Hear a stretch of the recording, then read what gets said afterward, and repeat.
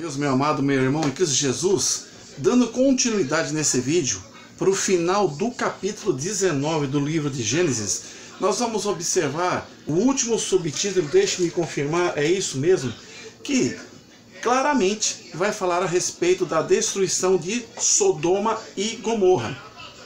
Então, no versículo 24 do capítulo 19, diz que o Senhor fez chover enxofre e fogo sobre a cidade de Sodoma e Gomorra, e grande foi a sua destruição.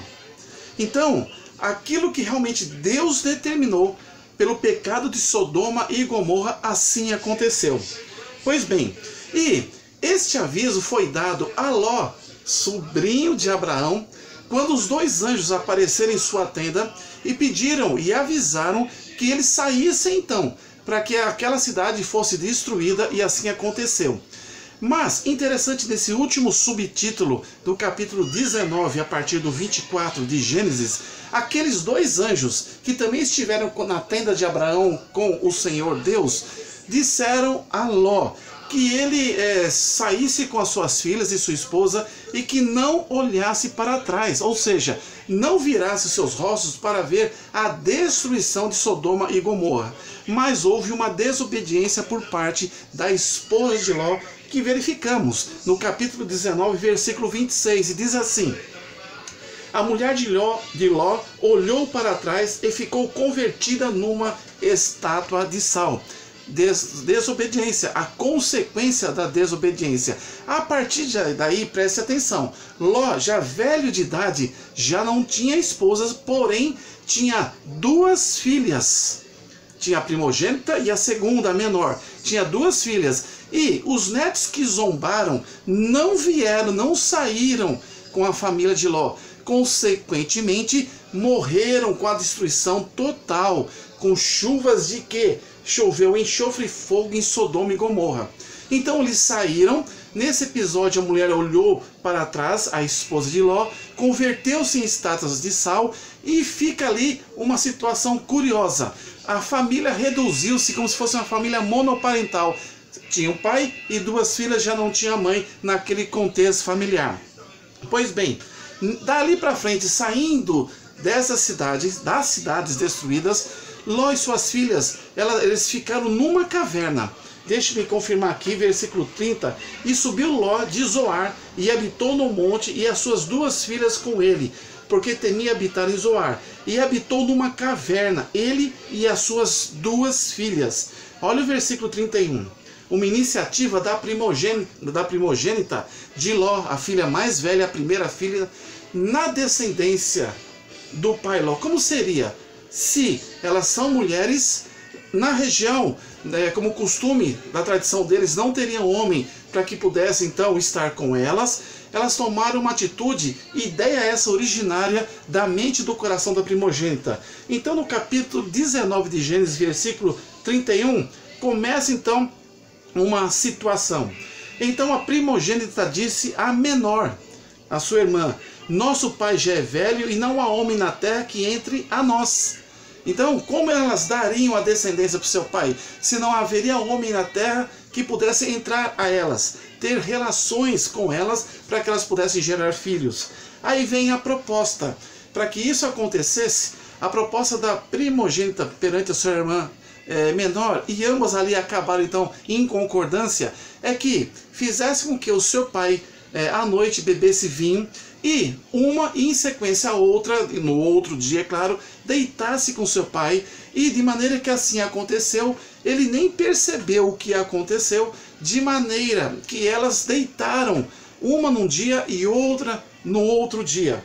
Aí nós vamos para o capítulo 19, versículo 36, de maneira que elas então engravidaram-se do próprio pai, como aqui podemos considerar uma forma de incesto, relação sexual entre pais e filhos, e se fosse ali para frente, parentes. Enfim, as filhas deitaram-se com o próprio pai, chamado Ló. E no 36 do capítulo 19 nos coloca claramente: e conceberam duas filhas de Ló a seu pai. Eu tenho frisado para vocês a importância da árvore genealógica, que muito interessava inclusive em Mateus capítulo 1 para os judeus. Ló, presta atenção, sobrinho de Abraão, o seu pai era irmão de Abraão, Arã. Então era Abraão, Arã e Naor, os 3 irmãos, filhos de Terá. Aí você vai perceber que eles casam com mulheres, essas mulheres geram filhos, e daí vem os israelitas, vem os ismaelitas, vem os medianitas, e esse relacionamento das filhas de Ló com o próprio pai gerou o quê? Vejamos o capítulo 19, versículo 37. E a primogênita deu à luz a um filho, e chamou o seu nome Moabe. Grava bem, Moabe. E esse é o pai dos moabitas até o dia de hoje. Então, os moabitas saíram do ventre da primogênita, da primeira filha de Ló, sobrinho de Abraão, os moabitas.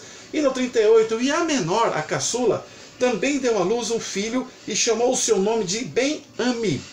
E esse é o pai dos filhos de Amon até o dia de hoje. Então veio os moabitas da primogênita e os amonitas da caçula. Esses povos tornaram-se lá à frente povos que realmente batiam de frente com o povo de Israel. Seriam povos que não se voltavam a Deus, mas à idolatria. Se eu aqui puder mostrar para vocês uma das citações, eu vou citar aqui a respeito de quem? A respeito dos moabitas. Olha lá em Números capítulo 25, apenas versículo 1 e 2. Nós estamos então trabalhando em Gênesis para principiantes, é o livro do início, o livro dos começos, mas enfatizando a importância dos nomes, da genealogia, da procriação e da descendência que formaram vários povos, além do povo formado por Deus a partir de Abraão, que é o pai de toda a nação dos hebreus, dos israelitas, até os nossos dias. Então, em Números, que é um dos livros do Pentateuco, da Torá, da lei de Moisés, nos mostra no capítulo 25, versículo 1 e 2, o seguinte: Israel teve-se em Sitim, e o povo começou a prostituir-se com as filhas dos Moabitas. Então você vai perceber que os israelitas começaram a se envolver com outros povos que nasceu lá do ventre da primogênita e da caçula, filhas de Ló, primo de Abraão, cujo nome foram os Moabitas e também, como nós já verificamos, os Moabitas e os Amonitas. Pois bem, ele diz assim: Israel deteve-se em Sitim e o povo começou a prostituir-se com as filhas dos Moabitas. Elas convidaram o povo ao sacrifício dos seus deuses e o povo comeu e inclinou-se aos seus deuses. Aí a história toda, você lê no capítulo 25 de Deuteronômio, você vai ver o que Deus fez com essa desobediência, com essa aglutinação, essa mistura com povos idólatras, como por exemplo aqui citando os Moabitas. E os Amonitas também foram da mesma forma pedra de tropeço, incômodo ao povo de Israel.